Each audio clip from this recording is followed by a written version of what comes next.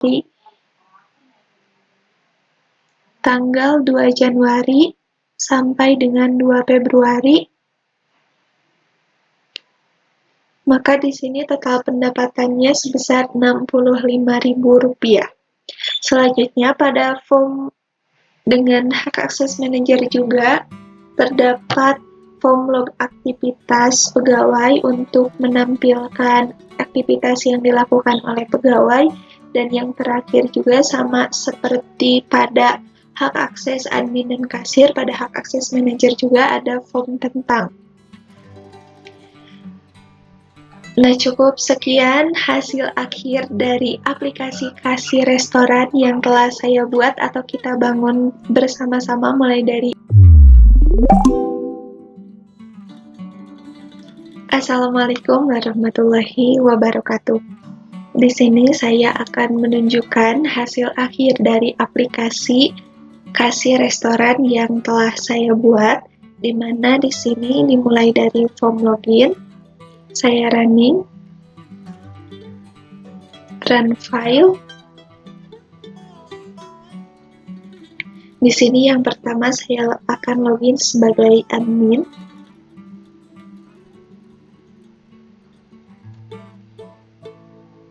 Di mana di sini pada proses login, user diminta untuk menginputkan username dan juga password. Admin Listiani. Kemudian untuk passwordnya Listiani123. Namun di sini saya akan mencoba untuk memakai password yang salah, di mana ketika memasukkan password yang salah pada saat klik login akan ada pesan untuk periksa kembali username dan password Anda. Dan ketika kita menginputkan username dan password yang benar, ketika kita klik login, maka kita akan masuk ke dalam halaman dashboard. Tadi saya login sebagai admin, maka di sini ditampilkan form yang merupakan hak akses dari admin itu sendiri, di mana di sini ditampilkan username, ID, jam, dan juga tanggal. Kemudian di sini ada button atau tombol keluar untuk mengarahkan ke form login kembali, dan di sini ada beberapa sidebar yang akan menampilkan form dari yang dimiliki oleh hak akses admin. Di sini yang pertama saya masuk ke dalam form data pegawai. Nah, di sini kita bisa melakukan proses tambah, edit, dan juga hapus data pegawai, di mana untuk nama pegawai hanya bisa diinputkan dengan karakter huruf, kemudian untuk nomor handphone hanya bisa diinputkan oleh karakter angka. Di sini sebagai contoh, untuk namanya Devi, jenis kelamin perempuan, jabatannya admin, nomor handphone, untuk alamatnya Ciwidey, simpan, data berhasil disimpan. Kemudian untuk edit, misalnya menjadi manajer. Nah, di sini data berhasil diubah, dan kemudian hapus.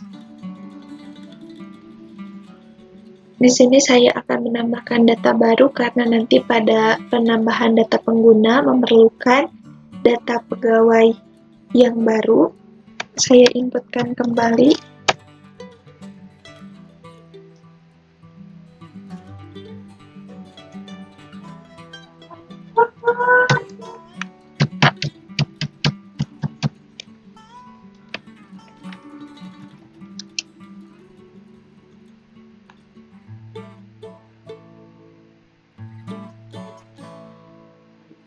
Kemudian masuk ke data pengguna.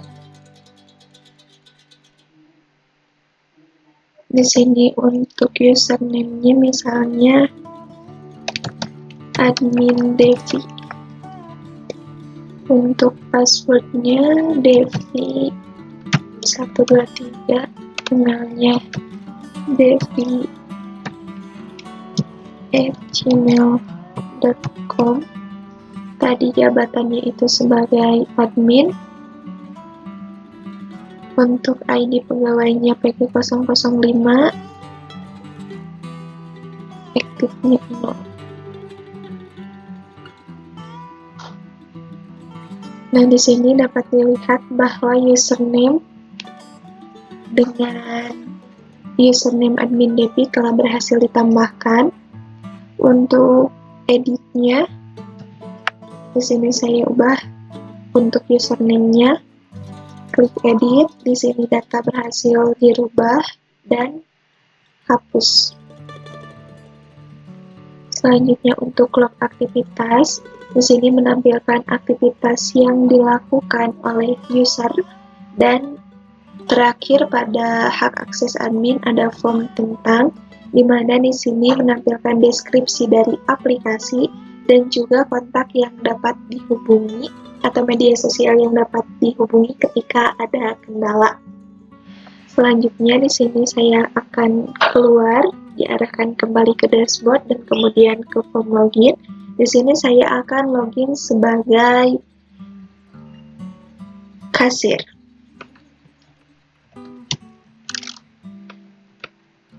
Masukkan username dan juga password.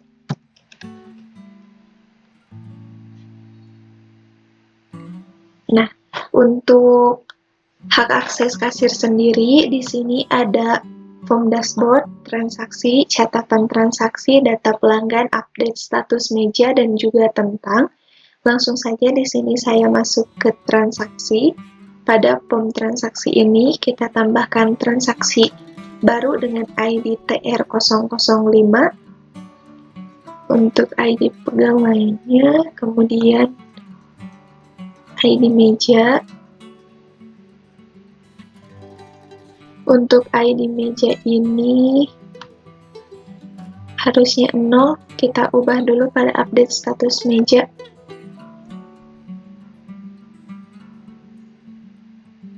Kita masuk kembali ke transaksi, tambah, masukkan ID pegawai, ID pelanggan, kemudian ID meja, ini untuk menunya, misalnya 4.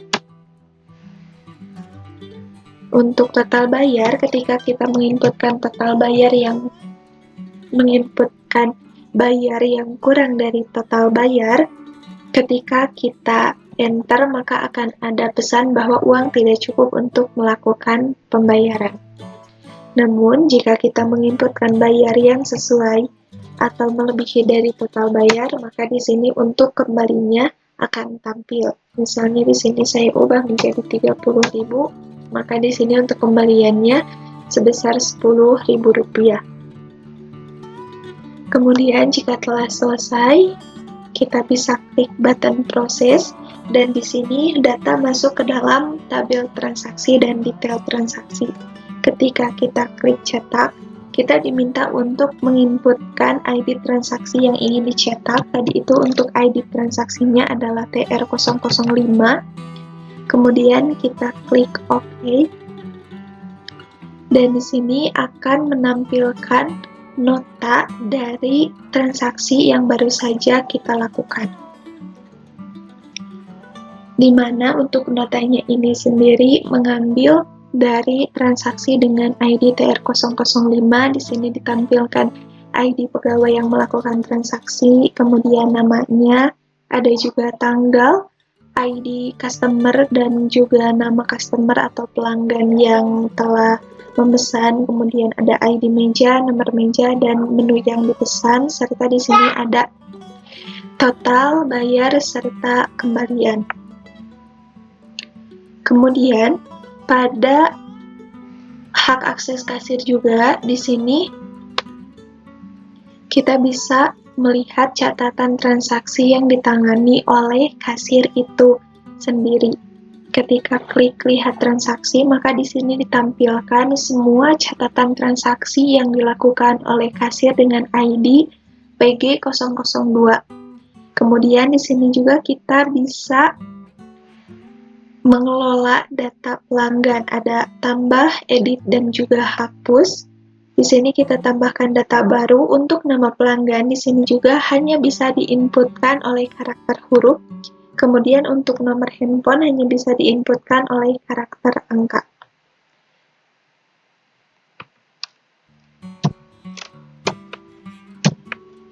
Kita inputkan Taufik, laki-laki, nama handphone 08.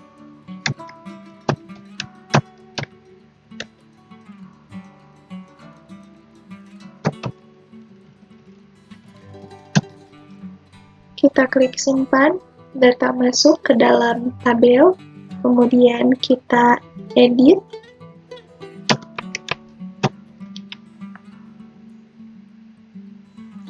Di sini data berhasil dirubah, dan ketika kita hapus, maka data berhasil dihapus. Dan di sini juga ada update status meja yang berfungsi untuk merubah status meja dari yang awalnya 1 atau terisi menjadi 0 atau 0 ketika pelanggan telah selesai untuk menempati meja dengan ID yang dipilih. Dan di sini juga ada form tentang. Untuk form tentang ini sama dengan hak akses admin tadi. Langsung saja di sini yang terakhir saya akan login sebagai manajer.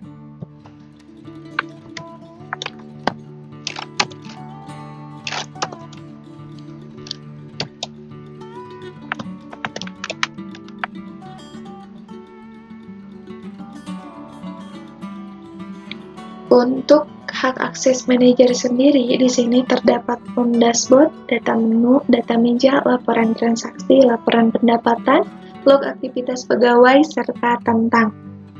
Yang pertama adalah data menu. Di sini, untuk prosesnya kita bisa menambah, mengedit, dan juga menghapus. Untuk nama menu, hanya bisa diinputkan karakter huruf. Kemudian untuk harga hanya bisa diinputkan karakter angka. Untuk stok juga sama, hanya bisa diinputkan karakter angka. Dan untuk stok ini terbatas sebanyak 3 karakter. Jadi ketika kita menginputkan lebih dari 3 karakter, maka akan ada peringatan bahwa jumlah input melebihi batas. Di sini kita inputkan data baru, misalnya fried chicken. Kategori makanan, untuk harganya misalnya 10.000, stoknya 100. Kemudian simpan, data berhasil disimpan. Coba kita edit untuk stoknya, misalnya menjadi 50. Nah, di sini data berhasil diedit dan juga ketika hapus, data berhasil dihapus. Selanjutnya untuk data meja. Di sini sama seperti menu, kita bisa menambah, mengedit, dan juga menghapus data. Untuk nomor meja hanya bisa diinputkan karakter angka. Begitu juga dengan jumlah, hanya bisa diinputkan karakter angka. Nomor meja 2, kategorinya double, jumlah kursinya 1, kemudian untuk statusnya 0 atau kosong. Simpan, data berhasil disimpan. Kita ubah menjadi 2. Edit, data berhasil dirubah, kemudian hapus. Untuk teks field cari di sini, pada setiap form yang memiliki teks field cari berfungsi untuk mencari data ketika jumlah data sudah banyak dan tidak semuanya tampil pada tabel untuk mempermudah pencarian data yang diinginkan.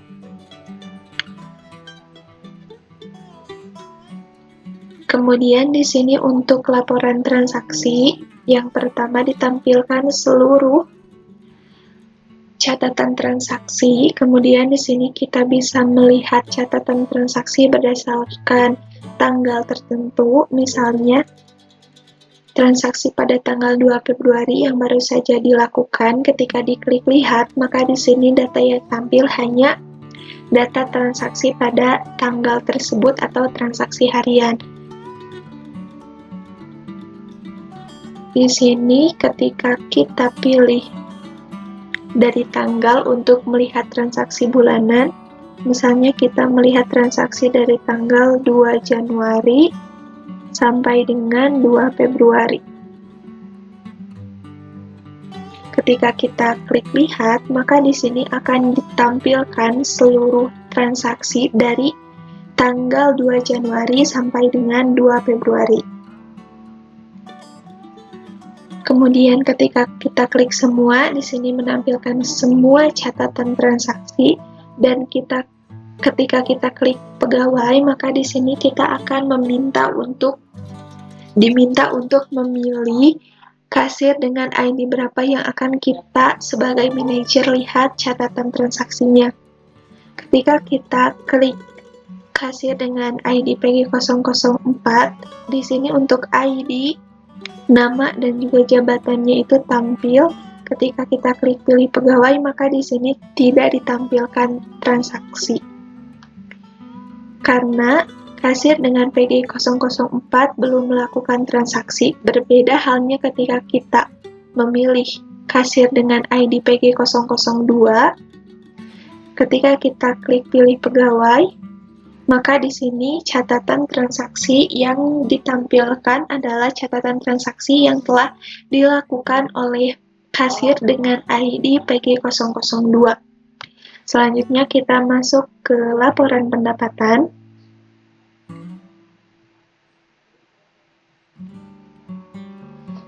Nah, di sini pada laporan pendapatan, manajer dapat melihat total pendapatan baik harian maupun bulanan dari seluruh transaksi yang ditangani oleh seluruh kasir.